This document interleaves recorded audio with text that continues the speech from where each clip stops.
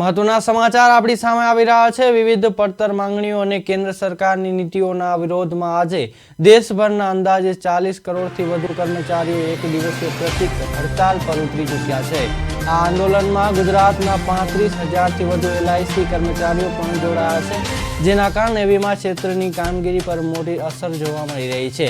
મેનેજમેન્ટની ખાનગીકરણની નીતિઓના વિરોધ કરવાની સાથે એલઆઈસી જેવી મોટી સંસ્થામાં ખાલી પડેલી જગ્યાઓ પર ભરતી કરવાની માંગણી કરવામાં આવી છે। કર્મચારી આગેવાનોએ કહ્યું કે જો સરકાર તેમની આ માંગણીઓ પર હકારાત્મક નિર્ણય નહીં લે તો આગામી દિવસોમાં આંદોલનને વધુ ઉગ્ર બનાવવામાં આવશે।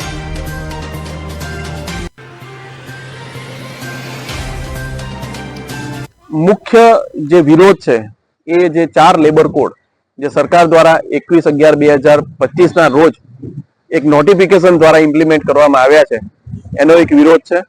સાથે સાથે ઇન્સ્યોરન્સની અંદર 100% જે એફડીઆઈ કરવામાં આવ્યું છે એનો પણ અમે એક વિરોધ કરી રહ્યા છે। સાથે સરકાર દ્વારા એક પ્રપોઝલ મૂકવામાં આવી છે કે એલઆઈસી નું જે 3.5% અગાઉ ડિસઇન્વેસ્ટમેન્ટ કરવામાં આવ્યું હતું એની જગ્યાએ હવે વધુ 6.5% એટલે ટોટલ 10.5% ડિસઇન્વેસ્ટમેન્ટ કરવાની વાત છે, એનો પણ અમે વિરોધ કરી રહ્યા છે।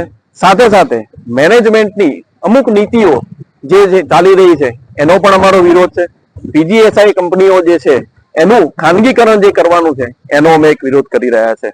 સાથે અમારી એક માંગણીઓ છે, કેમ કે સરકારી જે ઇન્સ્યોરન્સ કંપની છે એનું દાયિત્વ ખાલી વીમો લેવાનું હોતું નથી, પણ સાથે સાથે આપણી જે સામાજિક પરિસ્થિતિઓ છે એને પણ ધ્યાનમાં રાખીને પીરિયોડિકલ એક રિક્રુટમેન્ટ કરવાની વાત છે। આજની તારીખે એલઆઈસી જેવી સંસ્થાની અંદર સ્ટાફની ખૂબ અછત છે।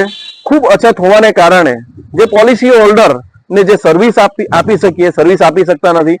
અમારી રિક્રુટમેન્ટ છેલ્લે વર્ગ 3 ની રિક્રુટમેન્ટ 2019-20 ની અંદર આવી હતી અને આજની તારીખે એ રિક્રુટમેન્ટ માટે અમે એક ડિમાન્ડ કરી રહ્યા છે। સાથે સાથે અમારી એ પણ ડિમાન્ડ છે કે મેનેજમેન્ટ જે અલગ રૂખ રાખી રહી છે અમારા માટે થઈને, બરાબર, એ મેનેજમેન્ટનું રૂખ બદલાય અને સાથે વિવિધ જે માંગણીઓ છે એ માંગણીઓ સંતોષાય એના માટે થઈને આજની તારીખે અમે એલઆઈસી ના 35,000થી વધુ કર્મચારીઓ સાથે ગાંધીનગર ડિવિઝનના 350થી વધારે કર્મચારીઓ આજની હડતાલમાં જઈ રહ્યા છે।